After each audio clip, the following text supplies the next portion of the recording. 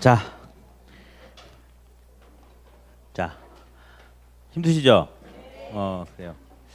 근데 저는 이제 지금 하는 특강보다 이제 9월 달이나 10월 달 이제 일일 총정리 특강을 해요. 그때가 훨씬 더 수업이 재밌어요. 왜냐면요. 지금은 모르면 모른다고 막 이야기도 하고 막 그러잖아요. 뭐 쉬는 시간에 나 모르겠다 뭐 이럴 수 할 수 있는데 이제 9월 말 10월 달에 하는 특강 할 때는 이거 알죠? 그래도 모른다는 말 찍소리도 못 해요. 왜냐면 그때 완전 욕을 바가지로 얻어먹는 거지.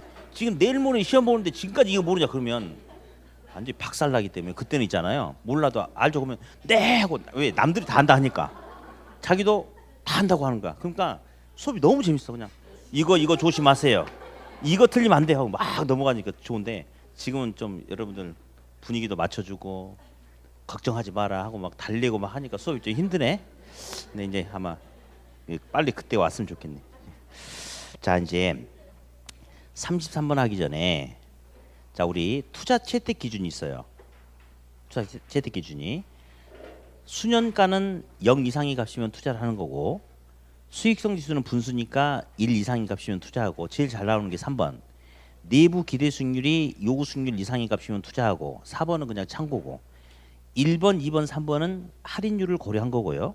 다음에 5번, 6번은 네 저기 예 33번 끝에 그 박스 있잖아요. 그렇죠? 5번, 6번은 이제 할인율을 고려하지 않은 건데 요거는 세부 설명 없이 문제 바로 풀도록 할 거예요. 이거는 그냥 예.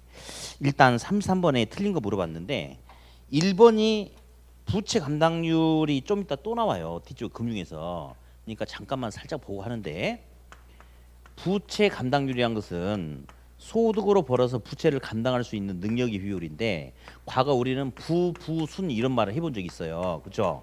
그래서 얘는 영업을 통한 순수한 소득으로 원리금, 부채 서비스액을 갚을 수 있는 능력이 크냐 작냐 이거 알아보는 건데 어디 볼까요? 분수는 2라고 비교한 거 아시죠? 순영업 소득이 5억인데 은행에 갚아야 될 원리금이 10억이야. 그러면 이런 경우라면 은행 입장에서는 제가 나한테 돈 빌려달라고? 그래. 근데 빌려간 돈에 대해서 갚아 나가야 될 원리금이 10억인데 저놈이 버는 거는 5억밖에 안 되네. 그러면 5억 벌어서 원리금 제대로 갚을 수 있다 없다? 없다. 저런 놈들은 돈 빌려줘 안 빌려줘? 안 빌려줘. 요 0.5입니까? 0.5는 1보다 작죠. 따라서 부채 감당률이 1보다 작으면 대출 안 해줍니다. 다시 순영업소득이 15억이라고 할게요. 그러면 15억 벌어서 10억 갖고도 남죠. 1.5입니까? 부채 감당률이 1이라는 것은 소득으로 벌어서 딱 원리금을 갚는다 이겁니다. 근데 1보다 크다는 것은 소득으로 벌어서 원리금 갚고도 남는다. 이런 애들 돈 빌려준다 안 빌려준다? 빌려준다. 요건 이제 좀 이따 또 나옵니다. 다음 일단 1번 부채 감당률이 1보다 작으면 투자로부터 발생되는 순영업 소득이 부채 서비스액을 감당할 수 없다고 판단된다. 돈 대출 안 해준다. 맞죠? 자 2번은 그냥 읽고 넘어가세요. 지금 상관없으니까. 다음 수년가는 화폐의 시간적 가치를 고려합니다. 맞고요. 수년가는 들어오는 돈의 현재 가치에서 나가는 돈의 현재 가치를 빼는 거거든요. 그러니까 돈에서 돈 빼면 0하고 비교해요. 그럼 0을 기준으로 0보다 작으면 적자예요. 적자. 그럼 투자 타당성이 없다고 판단하겠죠? 네. 다음 수익성 지수는 화폐의 시간 가치를 고려하는 거예요. 근데 하지 않는다고 했으니까 틀렸습니다. 5번이 틀렸고요. 다음 6번, 7번 역시 좀 이따 다시 나오는데 6번 LTV 우리 담보 비율 대부 비율이라고 하죠. 담보 인정 비율. 자 볼게요. 대부 비율은 부동산 가격 기준으로 부채의 크기를 보여주는 거 아니에요? 만약에 부동산 가격이 1억짜리인데 은행으로부터 6천만 원 빌리고자 한다. 그럼 대부 비율이 몇 프로냐면 60%예요. 60%. 근데 있잖아요. 은행에서 대출 기준 대부 비율은 최대 60%다. 이 말은 부동산 가격을 기준으로 했을 때 빌려가는 돈의 비율이 60%를 넘으면 안 된다 이거예요. 대부 비율은 있잖아요. 차입자의 소득이 크냐 작냐에 따라서 대출 금액을 결정하는 게 아니고 담보 부동산의 가격이 크냐 작냐 거기에 따라서 대출 금액이 결정이 되는 겁니까? 그렇죠? 그러니까 이 질문 중요해. 5번, 6번 묶어놔요. 5번 담보 인정 비율 아니 6번, 7번 미안. 대충 알아듣게 6번, 7번. 네. 요것은 자 투자를 통해서 투자자가 재무 레버리지를 얼마나 활용하고 있는지 평가할 수 있다라고 나왔죠. 그렇죠? 그러면서 이제 요거는 뭘 기준으로 가격을 기준으로 대부분 여기 빌려갈 수 있는 돈을 결정한다. 요거 좀 알아두시고요. 다음에 우리가 DTI라고 있죠. 총부채 상환 비율. 얘는 있잖아요. 차입자의 소득에 의해서 갚아나가야 될 원리금의 크기를 결정하는 거거든요. 이거 좀 이따 금융 때 다시 나온다고 그랬어요. 아무튼 이것은 차입자의 상환 능력을 평가할 때 사용할 수 있다라고 하는데 이게 무슨 말이냐? 돈을 빌려가되 자기 소득 범위 내에서만 빌려가래. 예를 들어서 정부가 DTI를 30% 묶어버리겠대요. 이제 글쎄요 지금 부동산 시장이 굉장히 요동치고 있죠. 특히 이제 우리 지방 소도 여기는 지방 대도시긴 하지만 특히 전국에서 지금 서울 중심으로 또 수도권에서 또 동탄이라든지 그 일대 중심으로 어제 제가 부산 가서 물어보니까 부산도 지금 난리래요. 그래서 일부 지역은 가격이 지금 너무 급등해요.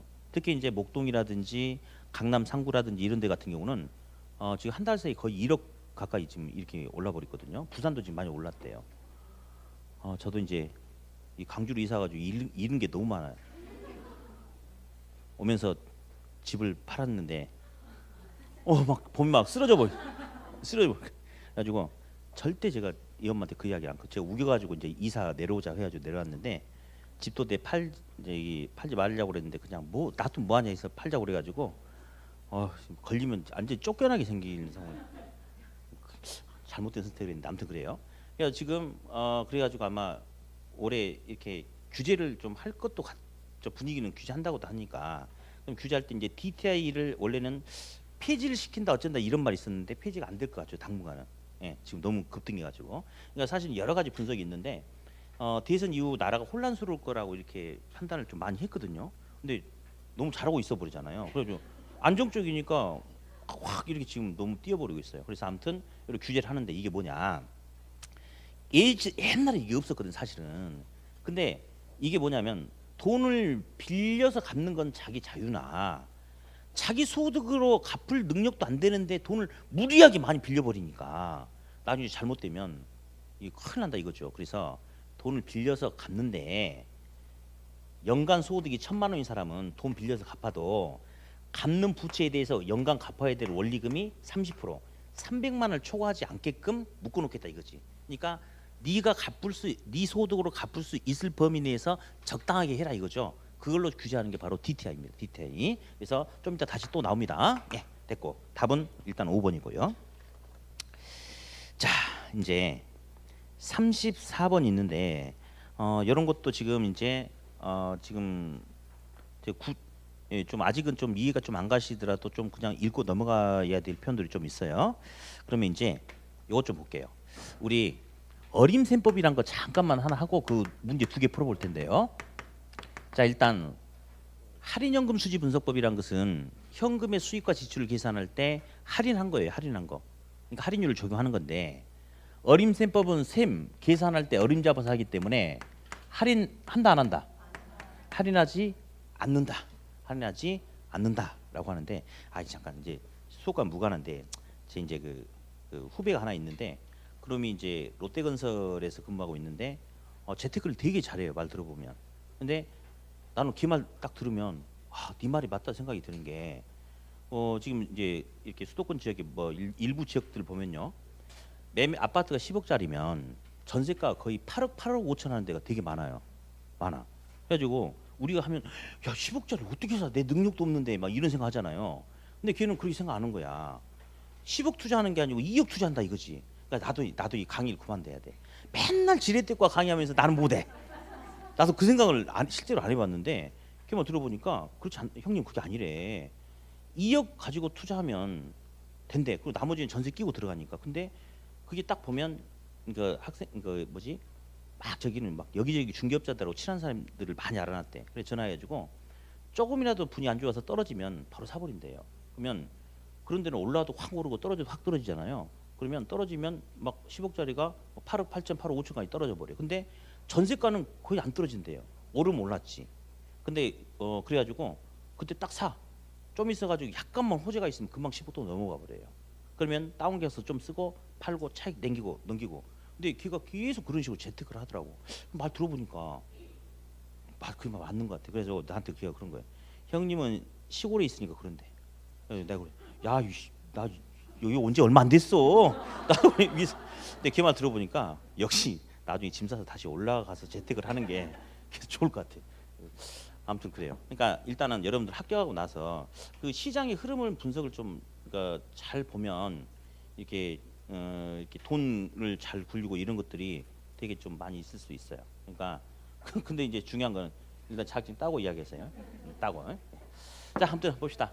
어림셈법에는 승수법과 이제 수익률법이란 게 있어요. 근데 일단은 이거 먼저 이게 집중적으로 중요하니까. 수익률은 큰 게 좋아요, 작은 게 좋아요? 큰 게 좋죠. 승수는 작을수록 좋거든요. 하기 전에 자 이제 보세요. 어림셈법은 할인율 고려하지 않았어요. 그래서 여기 끝에 4개 나와. 승수로 끝나면 전부 다 어림셈법이에요. 할인율 고려했어요, 안 했어요? 안 했어요. 율로 끝나도 전부 다 어림셈법이 속해. 그러니까 할인율 고려하지 않았어요. 그래서 회계적 이익률, 지분 배당률, 총자산 회전율 다 할인 안 했어. 요구 수익률만 할인한 거예요. 나머지는 요구 수익률, 내부 수익률을 할인한 거고 나머지는 다 율자 들어가면 할인하지 않아요. 그래서 율로 끝나거나 승수로 끝나면 전부 다 할인했다 안 했다? 안 했다 잡아놓고 이제 여기 좀 더 비중이 크니까 볼 거예요. 자, 조소득 승수는 이제 그냥 써볼게. 그냥 들어보세요. 그냥 순소득 승수, 세전 현금 수지 승수, 세후 현금 수지 승수. 자, 이제 볼게요. 2 곱하기 A는 4예요. 그럴 때 A는 2에다가 곱해주는 숫자이기 때문에 뭐라고 읽어주냐면 2의 승수라고 해요. 맞죠? 2에다가 곱해주는 숫자. 그럼 A 값이 얼마냐면 2거든요. A 값이 2 곱하기 2는 4니까 2죠. 왜 2냐면요. A를 구하려면 양변을 2로 나누면 A는 얼마예요? 2분의 3입니까? 따라서 승수 앞에 있는 것은 전부 다 어디로 간다? 분모로 간다 라고 이렇게 이야기를 해요. 그러면 저소득 승수는 분모가 뭐죠? 저소득이죠. 다음 순소득 승수는 분모 뭐죠? 순소득, 바로 순영업소득을 말해요. 똑같은 말, 순소득 똑같은 말. 다음 세전현금수지 승수는 분모 뭐죠? 세전현금수지.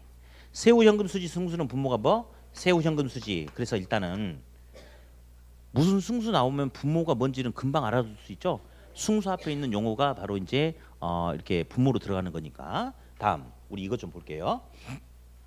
영업수지 계산 과정 보면 뭐 유효 총소득에서 영업경비 빼면 순영업소득이 되고 여기서 원리금 부채 서비스액을 빼면 세전현금수지가 되고 이렇게 쭉쭉 나가지 않습니까? 자, 그럼 어디?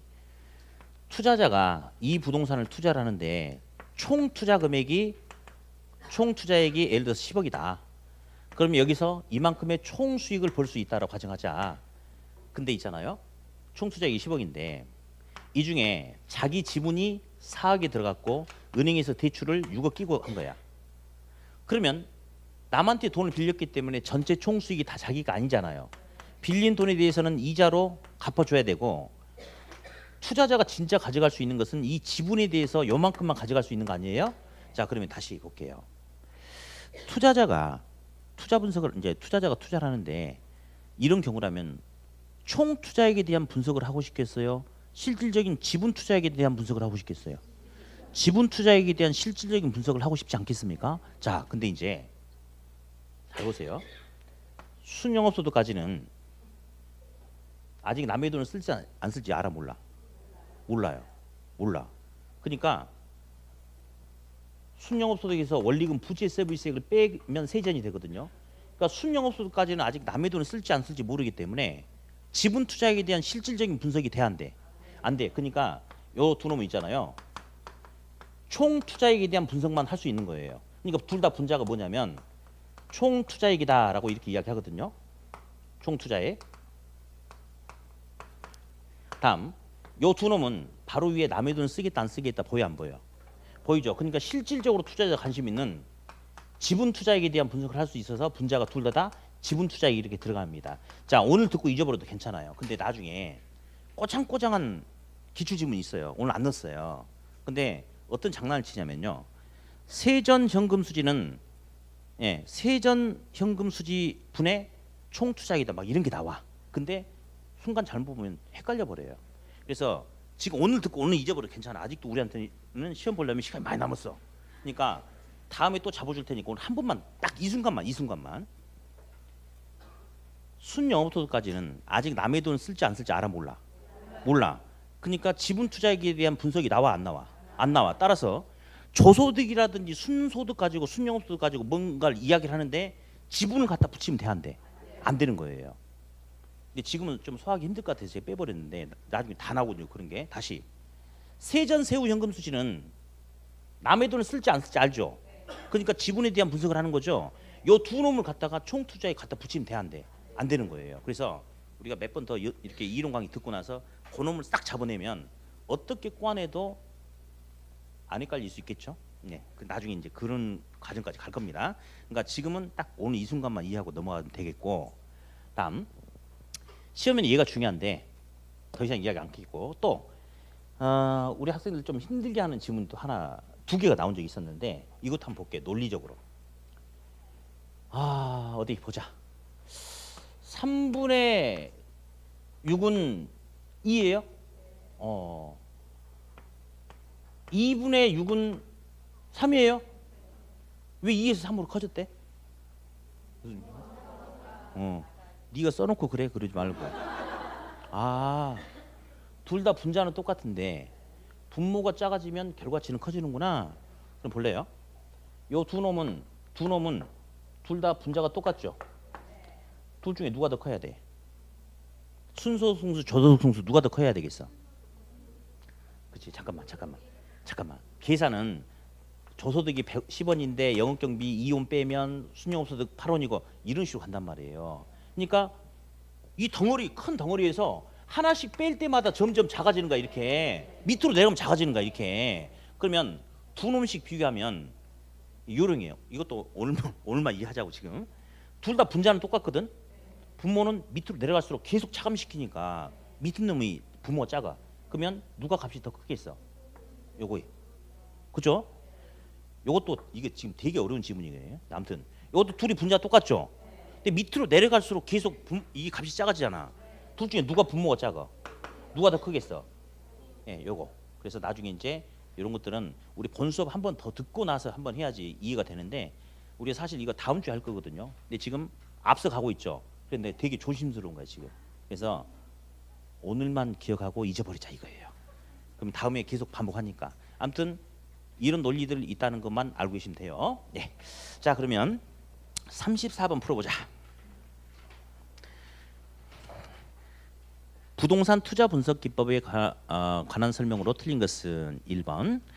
동일한 현금 흐름의 투자이라 하더라도 투자자 요구 수익률은 투자자마다 달라질 수 있어요. 요구 수익률을 할인율이라고 그래요. 요구 수익률 뭐라 한다? 할인율. 그러면 똑같은 투자 대상의 현금 흐름에 대해서 할인율이 크냐 작냐에 따라서 분석되는 값은 달라질 수 있겠죠. 그래서 1번은 맞고요. 2번. 투자 규모에 차이가 있는 상호 배타적인 투자 대안의 경우 순영가법과 수익성지수법에 의한 의사결정이 달라질 수도 있어요. 이건 그냥 지금 넘어가도 괜찮아요. 다음 3번. 어림셈법 중에 이런 말이 있어요. 승수는 작을수록 좋대요. 그게 무슨 말이냐면요. 볼래요? 10억을 투자했는데 매년 순영업 소득이 1억이래. 그럼 투자한 자본을 회수하는데 몇 년 걸리냐면 10년 걸려요. 맞아요? 근데 순영업 소득이 총 투자액이 10억인데 매년 순영업 소득이 2억이래. 그러면 기간이 더 짧아. 어떤 게 좋아? 이게 좋죠. 이게 좋죠. 그러니까 순소득 승수는 투자 자본을 회수하는 데 소요된 기간이니까 짧을수록 좋은 거예요. 짧을수록. 근데 3번 보니까 어림셈법 중에 순소득 승수법의 경우 승수값이 클수록 투자 자본 회수 기간이 짧다? 길다. 3번 틀렸죠? 4번. 얘가 단순 회수기간법이에요. 우리 다음 주에 이거 제대로 해야 돼. 다음 주에. 그러면 단순 회수기간법은 승수거든요. 그리고 회계적 이익률법은 오늘 강의 안 해. 앞으로도 안 해. 회계적 이익률법은 할인율을 고려했을까 안 했을까? 승수로 끝나거나 율로 끝나면 어림셈법이니까 할인율을 고려하지 않았다고 그랬죠. 그래서 이 두 놈은 화폐의 시간같이 할인율을 고려하지 않은 투자 결정 기법이다. 맞고요.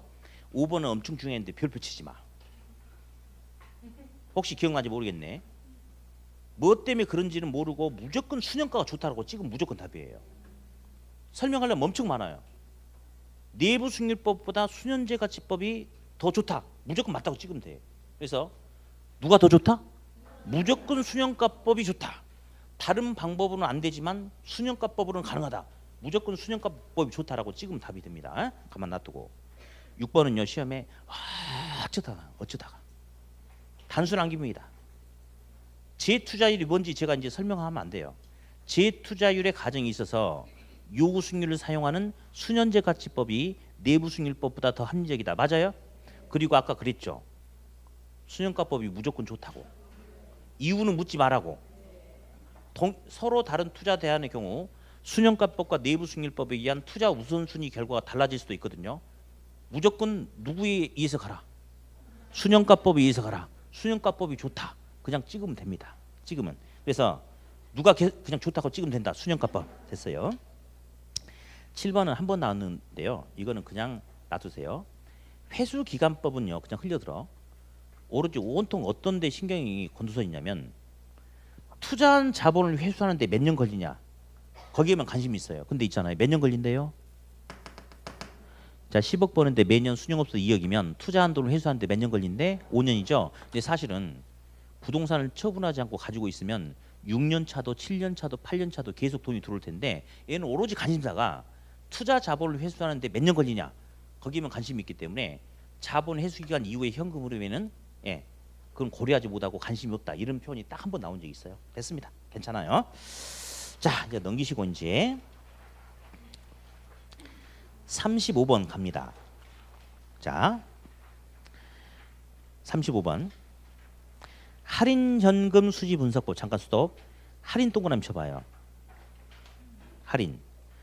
투자하다 보면 지출은 현재 부동산을 돈 주고 산다면 수입은 미래 몇 년 후에 몇 년 후에 이렇게 들어오는 거예요. 그래서 수입이 들어오는 시점 미래고 돈이 나가는 시점은 현재니까 할인해서 분석하겠다 일 갖다가 할인연금 수지 분석법이죠. 그렇죠? 근데 이제 할인연금 수지 분석법은 부동산 투자 기간 동안에 현금 흐름을 반영하지 못한다는 단점이 있다. 일단 맞을까요? 틀릴까요? 틀렸어요. 문제를 되게 어리버리하게 됐어요. 이 지문이 여러 번 나왔는데 한 번도 이렇게 안 물어봤거든요. 자, 일단 이 문제 틀린 게 현금 수익과 지출의 흐름을 계산해서 끄집어내는 게 할인연금 수지 분석법이잖아요. 용어 자체가. 그런데 현금 흐름을 반영하지 못했다. 이 말 안 되는 거지. 수익과 지출을 계속 고려하면서 일을 한 거니까. 아무튼 틀렸어요. 근데 원래 이렇게 안 나와요. 원래 이렇게 안 나오고 틀렸는데 원래 이렇게 안 나오고 할인연금 수지 분석법은 할인율을 고려하지 않은 특징이 있다. 그렇게 여러 번 나왔어요. 맞아요? 틀려요? 앞에 무슨 말이 붙었어요? 할인해서 계산한다고 그랬잖아요. 근데 할인율을 적용하지 않았다 하면 맞겠어요? 틀리겠어요? 틀렸죠? 아무튼 요거는 출제자가 좀 어리버리한 생각 가지고 잘못 내버린가 봐. 아니 지가 여러분 캐시플로우가 뭔지 알아요? 들어오고 나간 현금 흐름을 쭉 나열해서 계산하겠대. 지가 수지라고 써놓고는 현금 흐름 반영하지 않았다. 이런 지문은 나올 수가 없는데 아무튼 나왔어요. 네. 일단 틀렸고요. 2번 시험에 여러 번 나왔는데 별표 치지 마. 쪽팔리니까. 어림셈법은 할인율 고려하지 않았는데 어림셈법에는 승수법과 수익률법이 있다고 그랬죠. 승수로 끝나거나 율로 끝나면 할인 안 했어요. 2번 회계적 이익률법 할인했어 안 했어? 안 했죠. 율. 3번 0이면 1이다 1이면 0이다. 시작. 0이면 1이다 1이면 0이다. 예. 설명할 필요 없어요. 수년가 0이면 수익성수 얼마가 된다? 1이 된다. 이해하려고 하지 마. 예. 다시. 세전현금 수지가 0이면 부채 감당률 얼마죠? 아이 생각하지 말고 대답해. 그냥 또 그럼 설명을 해야 돼? 안 할게. 그냥 있잖아요. 그러니까 잘 들어봐. 참아봐. 화났잖아. A라는 투자 대상 하나를 가지고 평가를 하는데 들어오는 돈이 있고 나간 돈이 있단 말이에요. 이 돈 가지고 빼서 측정하는 기준이 있고요. 나눠서 배수로 측정하는 기준이 있어요. 0이 나온다는 것은 아마 똑같은 1억에서 똑같은 1억 빼니까 0이 됐나 봐. 그러면 0이 됐다는 것은 똑같은 금액에서 똑같은 금액을 뺀 거죠. 나누면 얼마가 되는 거야?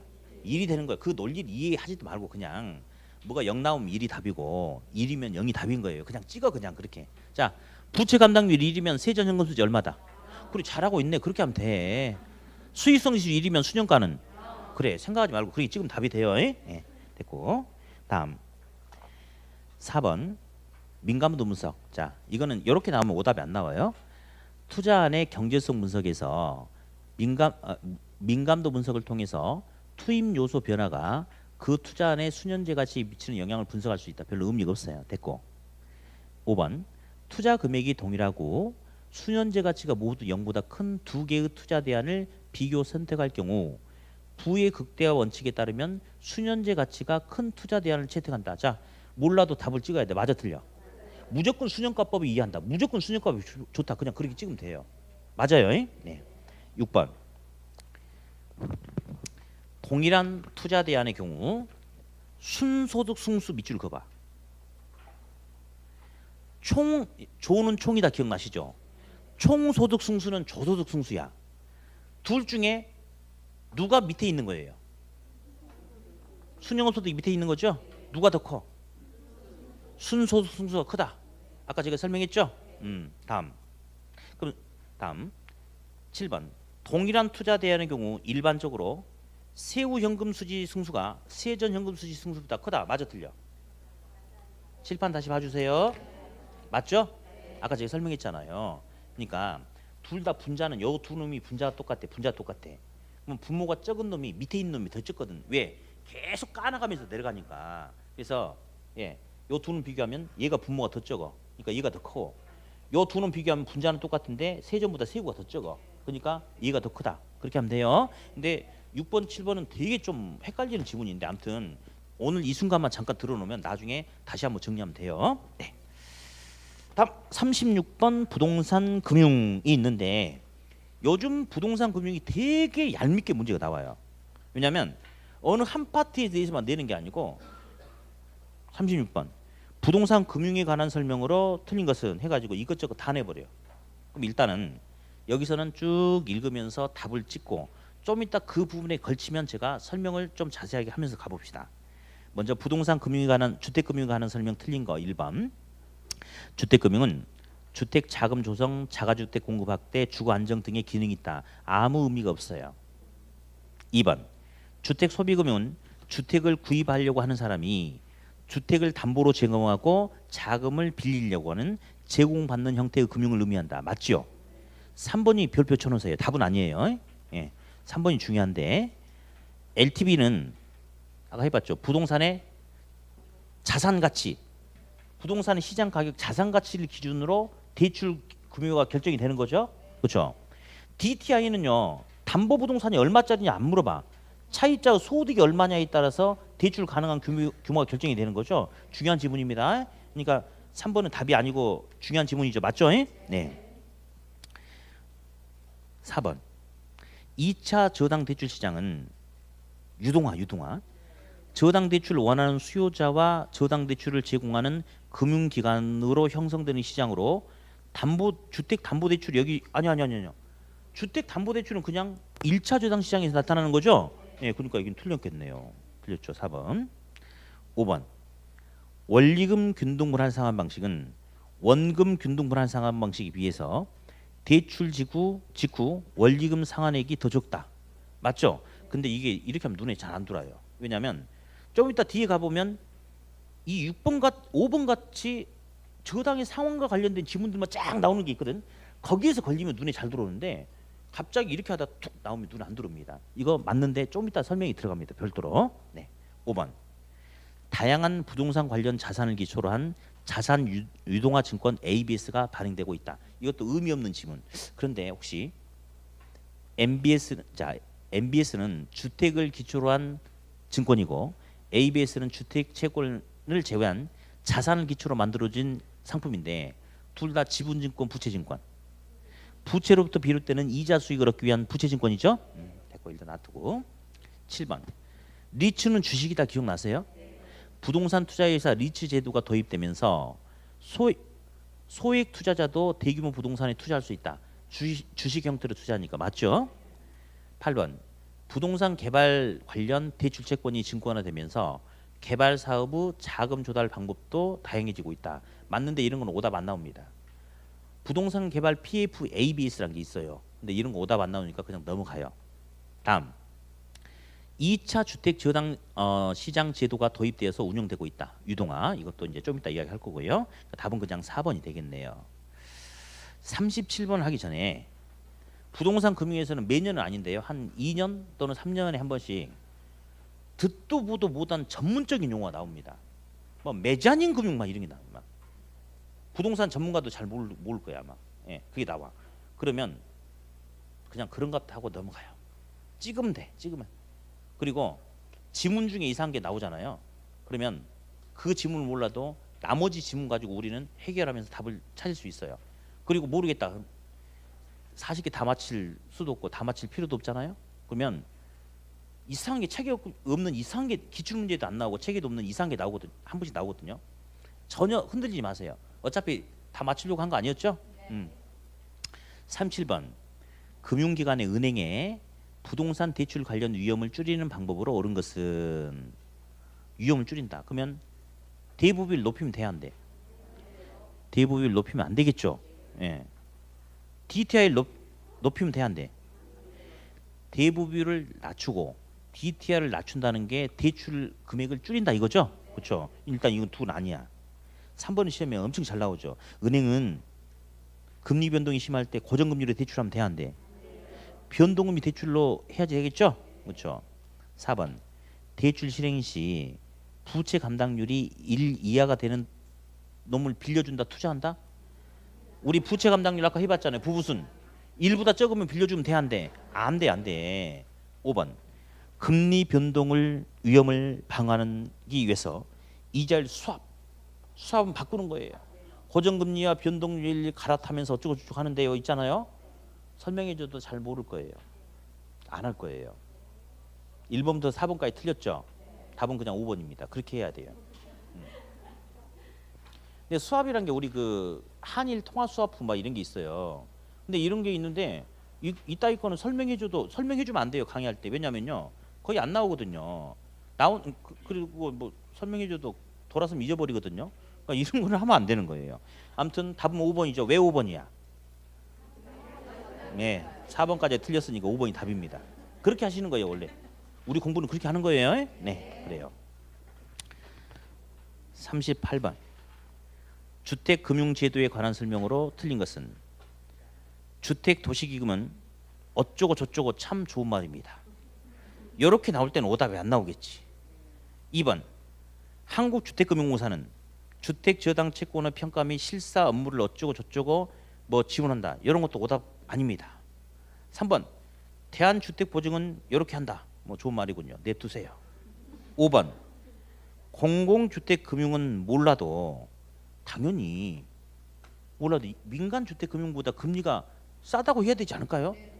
그리고 돈 빌려주고 야 너 12달 만에 갚아 그러면 안 되잖아. 대출 기간을 장기로 해줘야지 차입자 부담이 줄어들겠죠. 그러니까 당연히 뭐 그 저기 공공주택 금융 같은 경우는 일반 민간 금융보다 금리도 싸고 장기 저리 이거 아닐까? 그러니까 이런 것도 오답 내기도 그러겠다. 그죠? 4번 국민주택 규모를 초과하는 주택의 구입자 또는 임차자에게도 주택도시기금 대출을 하는가? 이런 소리 쓰면 안 되지만 국민주택 규모가 85제곱미터 이하죠?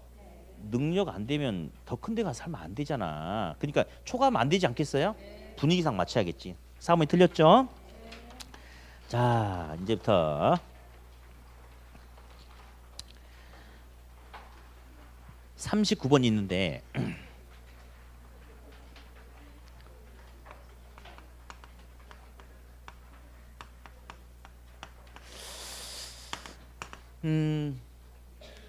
주택연금이 있는데 이 주택연금이 굉장히 이제 우리나라에 지금 생긴 지가 그 한 8년 정도, 7, 8년 정도 됐는데 이게 지금 큰 문제점이 이제 생겨요 앞으로. 예.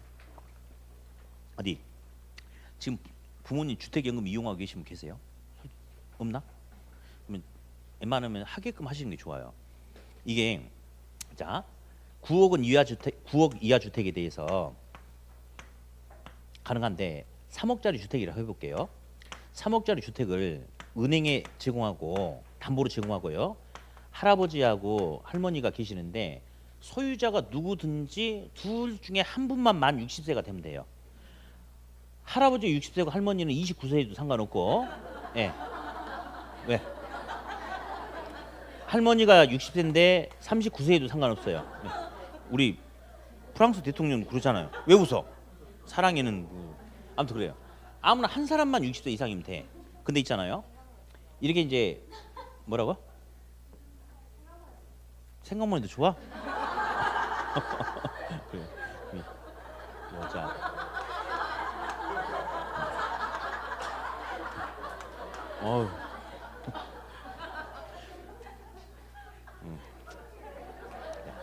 근데 그 남자가 좋아할까요? 그 남자가 좋아할까 모르겠네. 뭐 그거는 개인적인 문제니까 제가 더 이상 이야기 안 할게요. 자, 근데 이제 잘 들어보세요. 주택을 담보로 제고 지금 제가 이제 그 엊그저께 금리 찍어 보니까 한 62만 얼마, 한 63만 원 정도 이렇게 나오더라고. 죽을 때까지 죽이 나와요. 3억이면 6억이면 배로 나오겠죠, 당연히. 자, 그런데 이게 올해 이제 손볼 거예요. 하반기 때 하기 전에 이용하려면 해야 돼요. 왜냐면 이거 이렇게 하잖아요. 근데 본인이 계속 3억짜리 가지고 꽃감 빼먹듯이 빼먹을 거 아니야. 그러면 맨 처음에는 거의 한 87세인가 이걸로 맞춰가지고 이제 대충 연금 설계를 했어요. 그 정도면 돌아가시겠지 했는데 안 그래요. 제 주변에 보면요, 90살 넘은 사람 많아요 지금. 그러니까 이게 예측을 잘못한 거예요 지금. 그래가지고 이제 아무튼 내놨거든. 이게 내놨는데 이제 만약에 87세가 되는 시점에 담보 가치가 소멸되죠. 그래도 계속해서 이분이 사망 시까지 돈을 계속 줘야 돼. 이렇게 줘야 돼요. 근데 더 큰 문제가 있어요 사실은. 예. 돌아가셨잖아요. 그건 또 안 좋지. 먼저 죽을 건 안 좋죠. 돌아가시면 배우자 명의로 소유권 이전 등기 시켜놓고 배우자가 죽을 때까지 하는 거예요. 그러면 이분이 자 81세 때 돌아가시면 여기 이제 60세 되시잖아요. 이 여자분이 돌아가셨죠. 그러면 소유권이 남자 앞으로 돌려놓고 죽을 때까지 계속 놔버린 거예요. 그러니까 이게 정부의 재정 부담이 엄청 큰 거예요 이게. 근데 아직 이제 올해 완전히 대수술할 거예요. 그러니까 혹시 부모님들이 이용하실 것 같으면 지금 이렇게 하게끔 하는 게 좋아. 지금이 좋아. 지금이. 근데 만약 바뀌어 버리면 아마 뭔가 이게 지금 엄청난 혜택이란 말이에요. 본인이 돌아가시면서 배우자까지 죽을 때까지 계속해서 이렇게 살 수 있잖아요. 연금 받으면서. 그리고 더 큰 게 뭐냐면 본인이 너무 오래 사셔가지고 주택 처분한 가격이 3억밖에 안 되는데 연금으로 받은 돈이 4억이 되잖아요. 1억 부족분이 발생해도 다른 재산으로 메꾸느라 상속인한테 메꾸느라 없어요. 다 국가 재정으로 다 메꿔주는 거거든요. 그러니까 부모님들 계시면 이렇게 이용하시게끔 하는 게 좋아요. 예. 그리고 이제 우리 아버지 돌아가시면 집 준다고 그러는데 언제 돌아가실지 모르잖아 솔직히. 돌아가신다고 했는데 막 99세 막 이러면 좀 그렇지 않나요? 그러니까 아무튼 이게 올 하반기 때 전면적으로 이렇게 수술한다고 그랬어요. 그러니까 혹시 이용하실 분들이 아니 여러분들 아니죠? 이제 부모님들 하실 분들이 있으면 잘 좀 알아봐가지고 바뀌기 전에 빨리 해주시는 게 좀 좋을 것 같아요. 아무튼 그래. 뭐 이게 이제 주택연금인데 일단 쭉 읽으면서 쭉 갈 거예요. 일단 주택연금은 어르신들 대상으로 해요. 그렇기 때문에 어르신들 걱정 마세요. 끝까지 살게 해드릴게요. 혹시 은행이 파산하더라도 연금 지급 중단 없이 책임지고 해드릴 테니까 걱정 마세요. 세금도 깎아드릴게요. 조기상환 하더라도 조기상환 수수료도 안 받을게요. 이런 식입니다. 1번 연금 가입자는 주택연금의 전액 또는 일부 정산 시 조기 중도 상환 수수료를 부담해야 된다. 어때요? 안 해요? 안 합니다. 틀렸어요. 1번 주택 소유자 또는 배우자가 만 60세 이상이어야 된다. 맞아요? 그렇죠. 둘 중에 하나. 아무나. 예. 그다음에 3번 주택연금 지급 방식은 죽을 때까지 주는 종신 지급 방식과 나는 몇 년만 받겠다는 확정 기간 방식이 있는데 확정 기간 방식은 거의 이용 않죠. 뭐 이렇게 암 진단을 받아서 당신은 5년 내에 사망하겠습니다. 그럼 모를까? 예? 아무튼 그래. 그냥 넘어가면 돼요. 4번 별로 의미 없어요. 그냥 나와요. 나왔던 거. 주택금융공사는 연금 가입자를 위해서 은행에 보증서를 발급한다. 이 말은 너무 오래 살아가지고 주택 팔아도 3억밖에 안 되는데 은행에서 4억을 준 거야. 1억이 부족하죠. 은행이 떠안느라고 많아지. 그러니까 은행한테 야 보증서 주는 거죠. 너무 어르신 너무 오래 사신다고 해서 막 전화해주고 할아버지 빨리 가세요 이렇게 하면 안 된다. 내가 다 책임져 줄게라고 보증서 주는 거예요. 그러니까 국가가 다 공적 자금으로 메꿔 주는 겁니다. 예, 그래서 아무튼 그래요. 보증서의 근거에서 연금 가입자에게 주택연금을 지급한다 이렇게. 저도 이제 에피소드가 있는데 이제 학교에서 제가 그랬어요. 뭐 이야기하면서 발표하면서 이거는 굉장히 불공정한 상품이다. 왜냐하면 시골에는 우리 시골 같은 데는 3천만 원 안 된 주택도 많거든요. 3억짜리 주택 맡겨놓으면 한 62만 원 나와요. 3천만 원짜리 맡기면 얼마 나오는지 아세요? 한 달에 6만 2천 원 나와. 담배 한 보루 반값도 안 돼요. 그러니까 결국 이거는 있는 자들을 위한 금융제도예요. 그래서 이제 그렇게 했더니 박 선생은 공산주의적 사고방식을 갖고 있다고 그 말을 하더라고. 그래서 아니 그건 아닌데 아무튼 그랬어요. 근데 이제 오늘은 안 냈는데 농지연금도 이번에 시험에 한번 준비를 해야 돼요. 주택연금이 한번 나온 다음에 그 다음에 이제 농어촌 공사에서 지들도 뭐 일을 해야 되는데 뭐 딱히 뭐 특별한 일이 없잖아. 뭐 일거리 만드는 거지. 그래서 농지연금을 또 몇 년 전에 만들었는데 한 번쯤 나올 수도 있어요. 그래서 아무튼 그건 제가 다음에 문제풀이 할 때 넣어서 할 거고 오늘은 그냥 여기만 충실할 거예요. 네. 자, 다음 5번. 제일 중요한 소리죠. 종신 지급 방식에서 가입자가 사망할 때까지 지급된 주택연금 대출 원리금이 담보주택 처분 가격을 초과하더라도, 그러니까 집 팔아도 3억밖에 안 들어오는데 할아버지가 너무 오래 사셔가지고 4억을 받아갔대. 그래서 1억이 부족하대. 그래서 초과 지급된 금액은 법정 상속인이 상환하지 않으며 은행은 할아버지가 지금 여기 보세요. 무슨 연금이에요? 주택만 담보로 잡히고 연금 받는 거예요. 근데 할아버지가 사실은 이 주택 말고 상가도 있고요. 은행에 잔고도 한 8천만 원씩 통장에. 할아버지가 너무 오래 사셨어. 주택 팔아도 1억이 부족해. 부족분에 대해서는 담보로 지금 뭐만 잡혔어요? 주택만 담보로 잡혔기 때문에 담보주택 외 기타 재산에 대해서 내놔라고 구상권을 행사할 수 있어 없어? 그러니까 진짜 좋은 거란 말이에요. 그래서 이용할 것 같으면 상반기 빨리 이용을 하세요. 그렇게. 예. 잘 모르겠다 그러면 저한테 수수료 주세요. 그럼 제가 알아서 다 처리해 줄게요. 세상에 공짜 어디 있어? 내가 알아서 해줄게요. 5번이 그래서 맞아요 틀려요? 맞는데 중요한 소리예요. 예. 다음 6번 7번은 이런 거는 시험에 나올 수는 있지만 오답은 안 나와요. 그냥 이렇게 주택연금 전체적인 개요가 있길래 제가 문제를 좀 따놨어요. 뭐 실제 이제 시험에 나온 건 아니지만 그래서 한번 그냥 읽어보자. 그냥. 예? 해당 주택을 전세 또는 월세로 주고 있는 경우에는 가입이 안 돼요. 근데 부부 중 한 명이 거주하고 있으며 보증금 없이 주택 일부만 월세로 주고 있는 경우는 가능하대. 왜냐? 복잡하지 않잖아. 보증금 안 받았으면 보증금 없으면 월세 받고 다음 달 나가라고 하면 되니까. 아무튼 그렇대요. 됐고. 시가 9억 원 이하의 주택 및 지자체에 신고된 노인복지주택을 대상으로 하며 상가 등 복합 용도 어쩌고 저쩌고. 요거는 오답 안 나오니까 살짝 잊고 넘어가 버리면 됩니다. 여기서 일단은 가장 핵심적인 것은 소유자든 아니든 만 60세 이상 아무나 이용할 수 있고, 너무 오래 살아가지고 주택 처분 시 부족분이 발생해도 다른 걸로 메꿔 넣을 필요 없다. 상속인이 부담 지을 필요도 없다. 그리고 조기상환 수수료 부담하지 않는다. 그 정도만. 답은 1번. 답은 1번. 자, 이제 어디 우리 이자율도 얼른 중요하니까 살짝만 한번 보고 문제 좀 풀어볼게요. 이자율을. 이자율. 칠판을 좀 봅시다. 이자율. 역시 고정금리냐 변동금리냐 장단점 은행은 뭘 좋아하느냐. 그러면서 변동금 이자율은 어떻게 결정이 되느냐. 딱 그 범위에서만 나오죠. 자, 일단 볼게요. 먼저 우리 고정금리 대출은 명목이자율이라고 그래요. 명목이자율. 명목이자율은 실질이자율에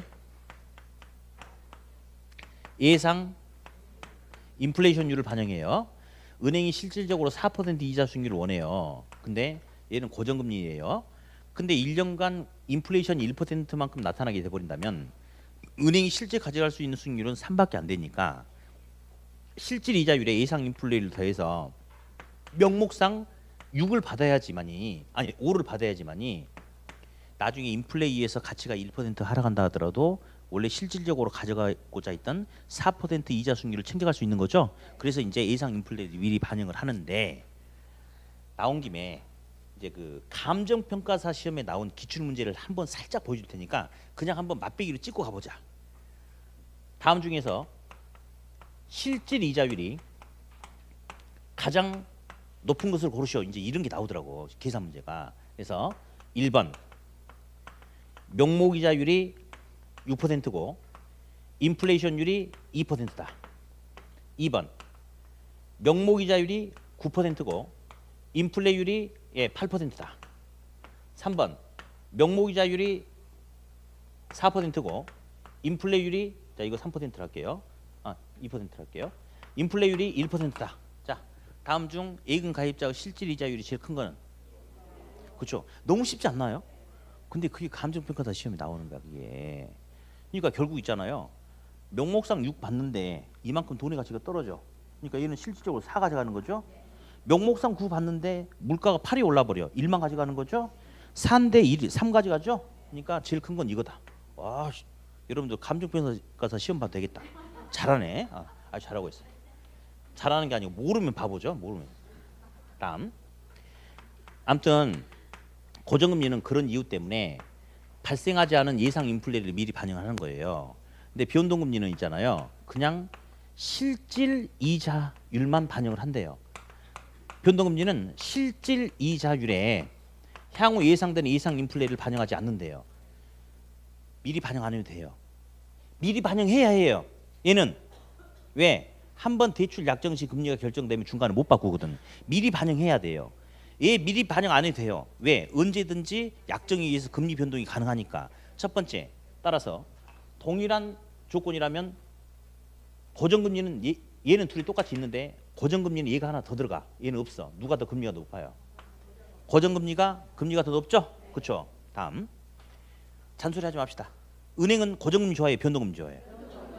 고정금리 때 은행이 큰 문제가 있죠. 예상 인플레보다 실제 인플레가 높게 나타난다 하더라도 차입자에게 증가를 못 시키는 거야. 은행이 다 떠안는 거야. 그래서 은행은 금리 변동 위험에 대해서 변동금리를 채택하게 되면 시장 상황에 따라서 금리 변동을 시켜서 그에 따른 위험을 차입자에게 증가시킬 수 있으니까 은행은 무슨 금리 좋아한다? 변동. 헷갈리면 그냥 무조건 은행은 변동금리 좋아한다. 찍으면 무조건 답이에요. 무조건 답이에요. 다음. 변동이자율은 기준금리에 가산금리를 더해서 금리를 결정한다라고 그렇게 이야기를 해요. 기준금리, 가산금리 둘 중에 차입자의 신용등급, 연체실적, 소득 등을 고려해서 결정하는 게 뭐예요? 그렇죠. 이 가산금리 시험이 안 중요해요. 의미 없이 나와. 시험은 있잖아요. 변동금리가 왜 변동하냐? 기준이 달라지니까 변동하지 않을까요? 그래서 방금 제가 했던 것처럼 사이드 지문으로 나오고 요거 가지고 나와. 어처구니 없는 지문도 나와요. 기준금리가 인상되면 기준금리가 인상될 경우 주택담보대출금리는 반대로 하락한다. 말도 안 되죠? 기준금리가 높아지면 대출금리도 높아지는 거 아니겠어요? 됐고요. 기준금리는 두 가지가 있는데요. 하나는 양도성 예금증서 30일 기준 90일 기준으로 하는 CD금리. 우리가 통상 은행에 가보면 3개월 단위 변동금리라고 하죠. 그게 바로 요거고요. 다음에 자본 조달 비용 지수라고 해가지고 코픽스 금리가 있어요. 얘는 6 내지 12개월 단위로 조정하는 금리가 이제 코픽스인데 어디? 은행은 변동금리 조정 주기가 길수록 좋을까요? 짧을수록 좋을까요? 변동금리 조정 주기가 짧을수록 빨리빨리 금리를 반영시켜서 위험을 증가시킬 수 있겠죠? 반면에 차입자는 너무 불안정하잖아요. 6 내지 12개월 단위의 평균 금리를 그냥 반영하는 거거든요. 그러면 금리 변동폭이 적어요. 이거는. 그러면 은행은 짧은 게 좋지만 차입자는 오히려 코픽스를 더 좋아할 수 있겠네요. 그래요. 자, 문제 하나만 더 풀어볼까요? 1번. 부동산 금융에 관한 설명으로 틀린 것은 왜 책 맨 뒤에 있는 또 리치가 벌써 여기 나오고 난리야. 그래도 풀어봅시다. CR리츠는 다수의 투자자로부터 자금을 받아서 기업이 구조 조정을 하기 위해서 매각하기 위해서 내놓은 부동산을 매입해가지고 투자해서 거기서 발생하는 수익을 투자자에게 배분해 주는 겁니다. 맞아요? 이제 좀 이따 오늘 마지막 시간에 하겠는데 CR리츠는 실체가 있다 없다? 없다. 좋아요. 근데 뭐 533, 70, 50, 50 알고 있나 몰라? 그래. 좀 이따 합시다. 2번 주택연금이란 주택을 금융기관에 담보로 맡기고 금융기관으로부터 연금과 같이 매월 노후 생활자금을 받는 제도이다. 맞죠? 그렇죠. 코픽스는 은행 자금 조달 비용을 반영한 대출금리로 이전의 CD 금리에 비해서 금리 변동 주기가 길게 나타나는 특징이 있다. 맞죠? 4번 뭐 지문이 이렇게 길어? 볼게요.